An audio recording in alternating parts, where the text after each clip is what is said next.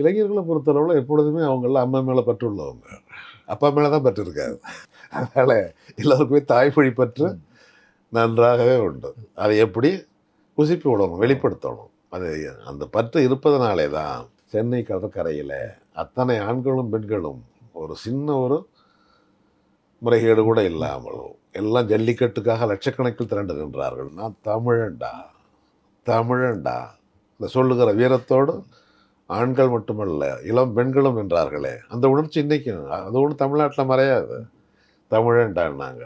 இப்போ புகழ்மிக்க இசையமைப்பாளர்லேருந்து எல்லா இளைஞர்களும் ஹிந்தி தெரியாது பாடா எழுதியே போட்டாங்களே. இதெல்லாம் அந்த உணர்ச்சி இருக்குது. அதுக்கு ஒரு வடிவத்தை கொடுக்கறது தான். ஒரு வடிவம், உணர்ச்சி அப்படி அங்கங்கே இருக்கும். சூரிய ஒளி பட்டால் காகிதம் எரியும். எப்போது அதை ஒரு உருப்பெருக்கி ஆடியின் மூலம் ஒளியை திரட்டி கொடுத்தோம்னா அப்போ தான் அந்த வெப்பம் கூடுதலாகி ஒரு காகிதத்தை எரிக்கிற அளவுக்கு வல்லமை பெறும். இவ்வளவு தான். சிதறி கிடக்கிற வெப்பத்தை சேர்த்து கொடுப்பது போல இப்படி சிதறி கிடக்கிற உணர்ச்சியை ஒரு முனை நோக்கி திருப்புவதற்கு இது போன்ற படங்கள் பயன்படும்.